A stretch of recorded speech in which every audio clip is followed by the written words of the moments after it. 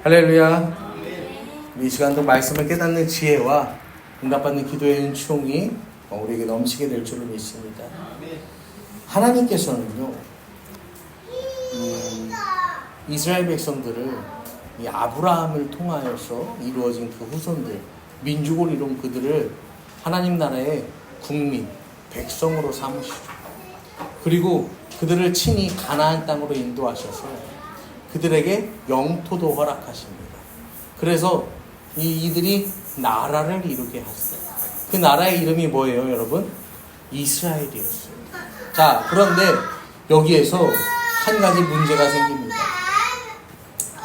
다윗, 이 처음에 이스라엘 나라의 왕이 솔로몬이 되었어요. 죄송합니다. 사울이 되죠, 사울이 왕이 되는데, 이 사울 이후에 다윗이라는 왕이 이제 세워지게 됩니다. 그런데요, 하나님께서 이 다윗을 정말 이뻐하세요. 왜 예뻐하시냐면은, 이 다윗은 하나님의 이 통치 원리를 제대로 이해하고 있는 왕이었기 때문입니다. 제대로 이해한다는 게 뭐냐면은, 하나님이 처음에 이스라엘을 민족 삼으시고 그들에게 나라를 주세요. 그리고 그들이 살아갈 땅을 나라가 되는 거죠. 그런데 왕을 처음부터 허락하지 않으십니다. 왜냐면은 이 나라의 진짜 왕은 누군 거예요? 하나님이신 거죠. 그러면은 그 백성들은 어떻게 살아야 되는 거예요? 하나님을 믿고 하나님을 의지하고 하나님을 따르며 살아야 한다라는 거죠. 그런데 이 백성들이 어떻게 살아요? 사사기가 어떻게 끝납니까? 백성들이 각기 자기 소견에 옳은 대로 행하였다 라고 성경은 말하거든요. 하나님이 왕이신데 눈에 보이는 왕이 없으니까 다들 자기 소견에, 자기 하고 싶은 대로, 자기 마음에 편한 대로 이 백성들이 살아갔다라는 것입니다. 자, 그런 다음에 이 사울이라는 왕이 등장해요. 근데 사울도 어때요? 여전히 자기 소견에 옳은 대로 살아가는 그런 왕이었죠. 그리고 그 이후에 다윗이라는 왕이 등장합니다. 다윗은요, 자기 소견이 없어. 뭐만 해요? 하나님께 묻고 하나님 의지하고 하나님 따라가. 물론 연약한 인간이기 때문에 중간중간 범죄하고 넘어지는 부분들도 있어요. 그렇지만 다윗은 뭘 알았다는 거예요? 하나님을 찾고 하나님을 예배하는 인생을 살아갔던 사람이다 라는 것이죠. 여러분, 그런데 이 다윗이 아들을 낳고, 아들을 많이 낳아요. 아들을 많이 낳는데 그 아들 중에 하나가 다윗의 뒤를 이어서 왕이 됩니다. 그 아들의 이름이 솔로몬이죠. 문제는 이 솔로몬이라는 왕이 아버지 다윗이 한 대로 믿음을 잘 지키며 살아야 되는데 그러지 않았다라는 거예요. 처음에는 괜찮았어요. 그런데 이 솔로몬이 1000명의 부인, 1000개의 우상을 섬기기 시작합니다. 그러니까 하나님께서 이 솔로몬의 우상 숭배를 일단은 그냥 두고 보세요. 근데 이 솔로몬의 시대 때는 그냥 두고 보셨지만 솔로몬의 아들 르호보암의 시대 때 어떻게 하는 거예요? 나라를 둘로 쪼개시는 거죠. 남유다와 이 15온만 섞여서 뭐가 되는 거예요? 이 남유다라는 나라가 되고 나머지 10지파가 떼어져서요, 북이스라엘이라는 나라가 되는 거예요. 그리고 그 북이스라엘에 이 여로보암이라는 자가 왕으로 세워지게 됩니다. 여러분, 여로보암은요, 왕족도 아니고요, 왕이 될 만한 어떤 그런 사람이 아니었던 거죠. 하나님께서 자기 말씀의 신실함을 지키시기 위해서 이스라엘을 둘로 쪼개고 10지파를 떼어서 여로보암에게 주셨다라는 거예요. 남유다보다 더 큰 왕국, 훨씬 크고 강한 북이스라엘 왕국의 왕이 되었으면 이 여로보암이 어떻게 살아야 될까요? 여로보암이 어떻게 살아야 돼요, 여러분? 하나님께 감당할 수 없는 큰 은혜를 받았잖아. 그러면 어떻게 살아야 돼요?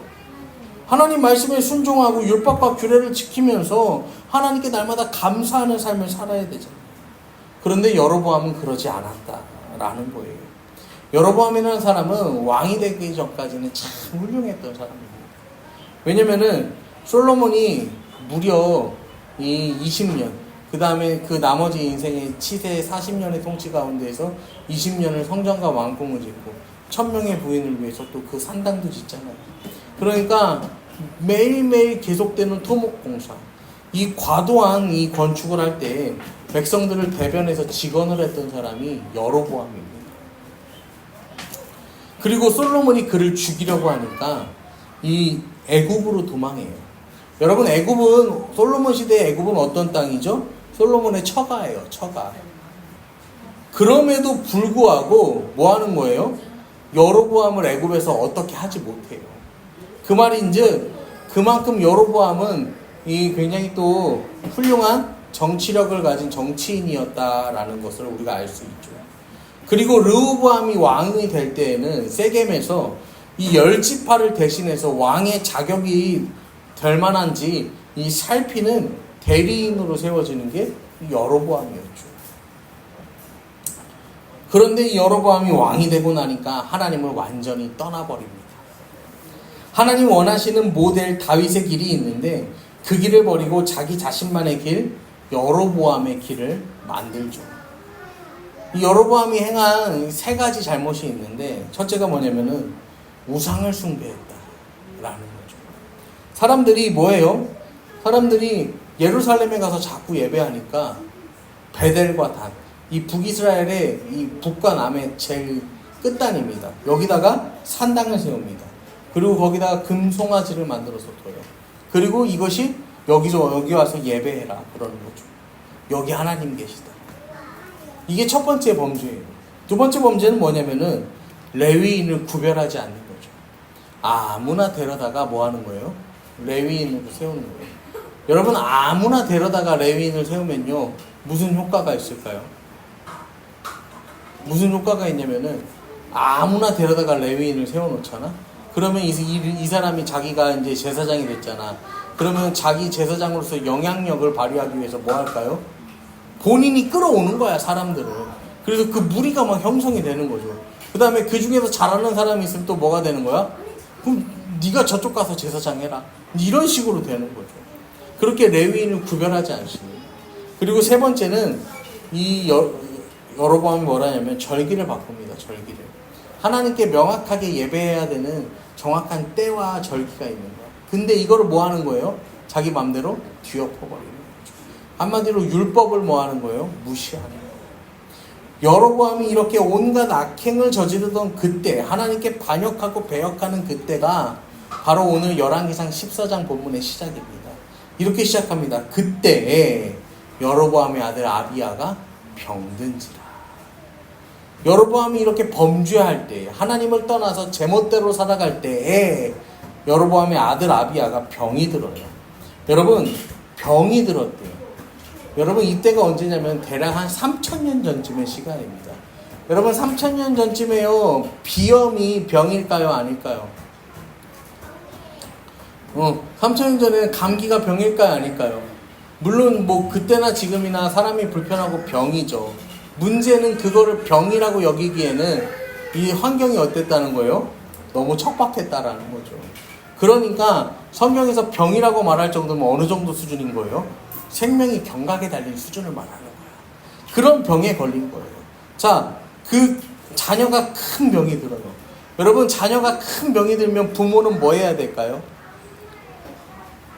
자녀가 큰 병이 들면 부모는 뭐 해야 돼요? 부모 뭐 해야 돼? 야, 큰 병에 걸렸구나. 스스로 이겨내보아라. 우리가 그럴 수는 없잖아요. 부모가 그러면 어떻게 돼? 여러분, 기도해야죠. 기도해야지. 병원에도 가지만 가장 우리가 해야 될 건 뭐예요? 기도해야 되는 거예요. 사실 뭐 어려움을 만나면 우리가 기도하고 하나님 앞에 돌아오기도 하지만 이 자녀가 아플 때 부모가 하나님 앞에 기도하고 돌아오기도 해요. 저 물 좀 주세요. 예슬이, 예모, 예담이가 다 이제 태어나서 황달이 있어서 병원에 입원을 했어요. 그런데 이게 사람이 그래요. 예슬이 때는 진짜 너무 힘들었거든요. 근데 예모 때는 어떠냐면은 물론 힘들지만 어느 정도 대비를 했어요. 그리고 예담이 때는 진짜 다 내려놨어요. 임신한 걸 알았을 때부터 내려놨어요. 근데 그때 예슬이 때 하루에 2번 면회가 됩니다. 을지대에 입원하는데 하루에 2번 면회가 돼요. 오전에 한 번, 저녁에 한 번. 그 짧은 시간에 면회를 가는데 막 가면서 막 차에서 막 눈물을 흘리면서 하나님 앞에 막 기도하면서 가요. 올 때도 막 그래. 진짜 막 아무튼 간에 눈물 콧물 다 쏟아가면서요. 막 회개. 진짜 이런 말씀 드리면 죄송하지만 아무튼 간에 제가 살면서 하나님 앞에서 내 마음이 가장 깨끗했던 때가 그때인 것 같아요. 그 정도로 간절함을 가지고 우리가 그렇게 나아가요. 여러분, 그런데요 14장 2절에 보니까 여로보암이 이 자식이 아픈 그 순간 아내에게 이렇게 말합니다. 변장해서 사람들이 당신이 왕비인 걸 못 알아보게 변장을 하고 저기 실로는 남유다에 있거든요. 남유다. 이 남유다 땅으로 가서 거기서 선지자 아히야라는 선지자를 찾아가라. 그 사람이 내가 왕이 될 걸 예언해준 선지자인데 그 사람 찾아가라. 여러분, 자녀가 아프니까 아내를 변장시켜서 저기 남유다에 있는 선지자를 찾아가라. 굉장히 모순적이죠. 사람들이 예루살렘으로 예배하러 가니까 자기는 뭐 했어? 베델과 단에다가 제단을 만들고 금송아지를 세우고 여기서 예배하라고 했거든요. 그런데 정작 자기는 그 위기의 순간에 금송아지를 찾아가는 게 아니라 선지자를 찾아갔다라는 거예요. 왜 아이야를 찾아가냐면 열왕기상 11장 29절부터의 말씀을 보면요, 여로보암과 아이야가 만납니다. 그래서 아이야가 새 옷을 입고 그 옷을 12조각으로 찢어요. 그래서 여로보암에게 10조각을 주면서 이게 하나님께서 너에게 주시는 거다. 너 왕이 되는 거야. 이 예언을 하는 거죠. 그리고 열왕기상 11장 33절에 보면요, 뭐라고 하냐면요, 이는 그들이 나를 버리고 시돈 사람의 여신 아스다롯과 모압의 신 그모스와 암몬 자손의 신 밀곰을 경배하며. 지금 솔로몬의 시대가 어떻다는 거예요? 우상을 숭배하는 시대였다. 그러면서 그 아버지 다윗이 행함같이 아니하였거든.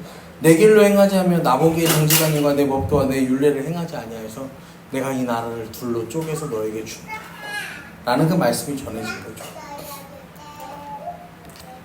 여로보암이요, 자신이 왕이 될 것을 예언한 선지자가 아이야예요. 그리고 머릿속에 이 위기의 상황을 만나니까 아이야가 떠오릅니다. 그래서 그에게로 향하는 거예요. 그런데 하나님께서요 이미 아이야를 통해서 메시지를 주셨잖아요. 다윗처럼 살아라, 믿음의 길을 걸어가라, 말씀을 주셨단 말이야.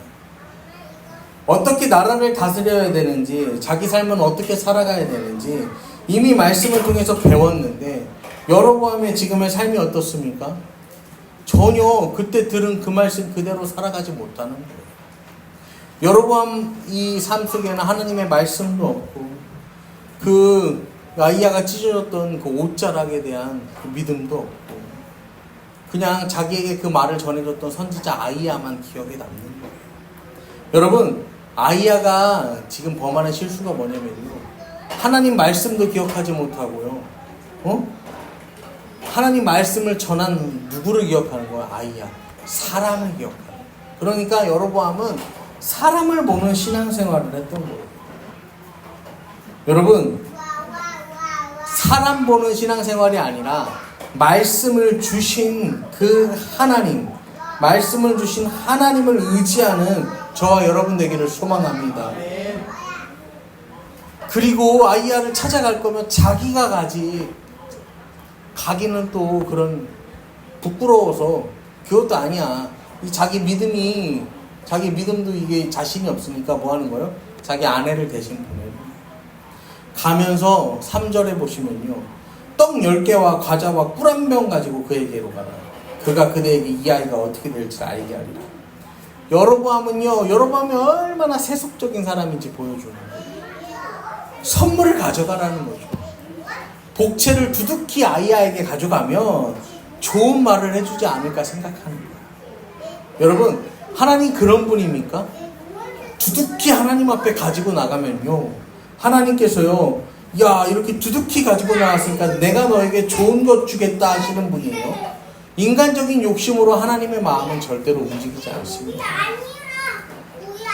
그래서 4절과 5절 말씀을 보시면요, 이 여로보암의 아내가 그렇게 실로로 향해요. 그리고 아이야의 집에 도착하는데 아이야가 이제 눈이 너무 많이 먹어서, 나이가 너무 많이 들어서 눈이 보이지 않았대요. 뭐 이제 그때 사람들은 몰랐겠지만 이제 우리는 알죠.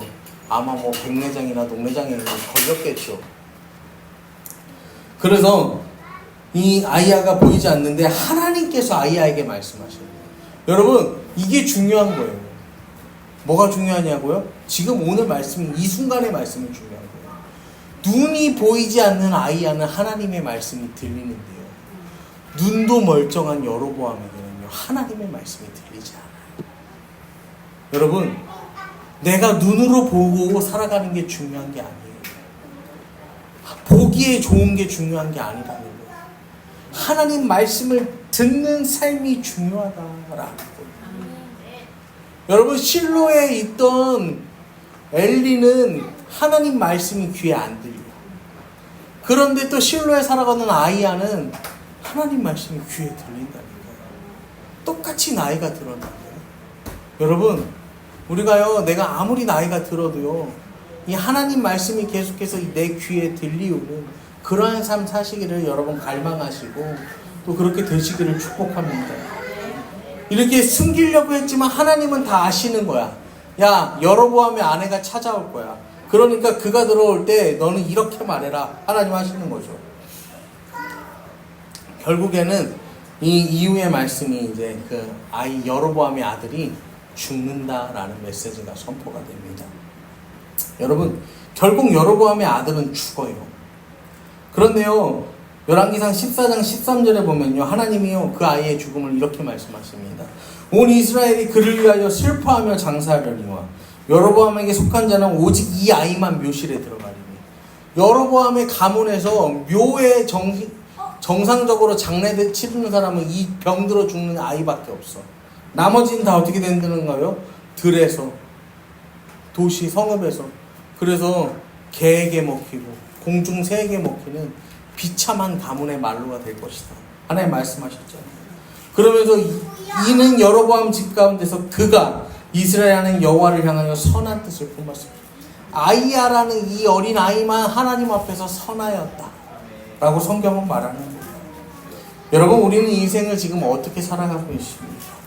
여러분, 하나님 어떻게 섬기고 계십니까?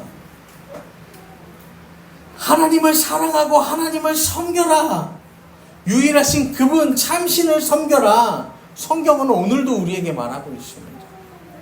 근데 우리가 입으로는요, 아멘, 아멘, 아멘 하면서요, 속으로는 어떻게 살아가는 거예요? 유익을 따라서 살아가는 거예요. 금송아지를 따라서 살아가고, 내 자녀를 따라서 살아가고, 내 일을 따라서 살아가는 거예요. 이러한 것들이 하나님보다 앞서는 거예요. 이거를 하나님 앞에 두고 살아가려고 하는 게 우리 삶의 모습이다라는 것입니다. 여로보암은요, 하나님이 세우신 왕임에도 불구하고 하나님을 1번으로 두지 못합니다. 하나님을 1번으로 두지 못하고요, 결국에 그는 불행한 인생, 이스라엘 역사에 반복해서 등장하는 불명예스러운 인생, 그 이름이 되는 거예요. 여러분, 이스라엘 나라에는요, 세 개의 길이 있어요. 세 개의 길이. 세 개의 길이 있어요. 성경에서 그렇게 말해요. 첫 번째 길은 누구의 길이에요? 다윗의 길입니다. 그래서 성경에서요, 진짜 하나님 앞에 신실하고 정직하게 사는 왕들을요, 다윗의 길로 행하였다 라고 말해요. 두 번째는요, 여로보암의 길이 있습니다. 여로보암의 특징이 뭐예요? 여로보암의 특징은 혼합이죠. 배교죠. 그래서 여로보암의 길이 있어요. 그래서 여로보암 이후에 왕들의 치세를 정리할 때요, 이 왕들이 여로보암의 길로 행하였다라고 성경은 말해요. 여로보암의 길이 있어요. 그리고 마지막 길은요, 아합의 길이 있습니다. 그래서 아합은요, 아합이라는 왕을 어떻게 소개하냐면 성경에서 여로보암의 죄는 가볍게 여긴대요. 여로보암의 죄는 가볍게 여기고 뭐 하는 거야? 그 더한 이 죄악의 길을 개척해 나간 사람을 아합의 길이라고 해요. 여러분, 우리 이 시간 함께 결단합시다. 하나님만 섬기시기를 이 시간 축복합니다. 하나님만 예배하시기를 축복합니다. 하나님만 자랑하시기를 축복합니다. 여러분, 우리 앞에 두 가지 선택지가 있어요. 다윗의 길이 있고요, 여로보암과 아합의 길이 있어요. 여러분, 어떤 길로 가실 거예요? 다윗의 길로 가야 돼. 아합의 길로 가면 큰일 나요. 이 자기 이름을 넣어서요, 준범이의 길, 희연이의 길로 가면 큰일 나. 이러면 뭐가 되는 거예요? 여로보암의 길, 아합의 길처럼 새로운 길을 만드는 거야. 여러분, 다윗의 길로 가세요. 어떤 길로 가고 어떤 길을 선택할 것인지 이 시간 여러분 함께 결단하는 삶, 그 한 주간 되시기를 이 시간 간절히 축원합니다. 우리 이 시간에 주님께 예물 올려드립니다. 주님께 예물 올려드릴 때에는 우리가 어린이들이 찬양할 때, 우리 성경학교 찬양인데, 이 하나님, 이 성경학교 주제가 나는 하나님을 예배해요거든요. 그래서 이 하나님만 예배하는 우리 어린이들 이 시간에 함께 또 찬양하겠습니다. 어린이들 나와주세요. 어린이들 여기 가운데로 나와주세요.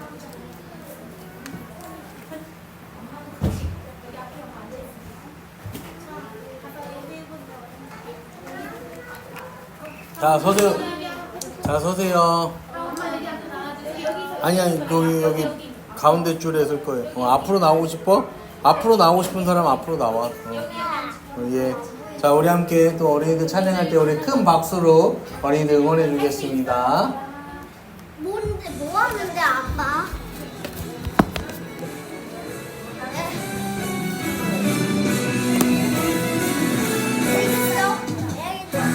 하나님 날 위해 예수님 보내주셨네.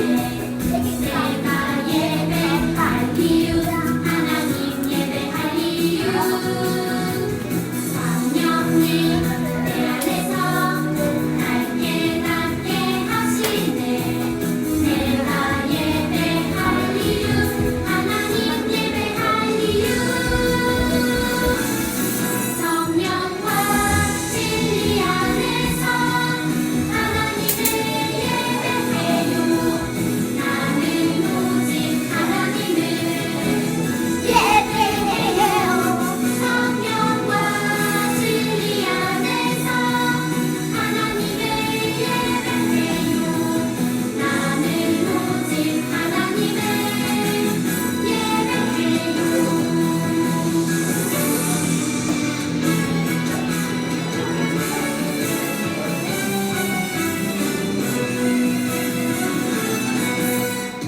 하나님 날 위해 예수님 보내주셨네. 내가 예배할 이유, 하나님 예배할 이유. 성령님 내 안에서 날 깨닫게 하시네. 내가 예배할 이유, 하나님 예배할 이유. 성령과 진리 안에서 하나님을 예배해요. 나는 오직 하나님을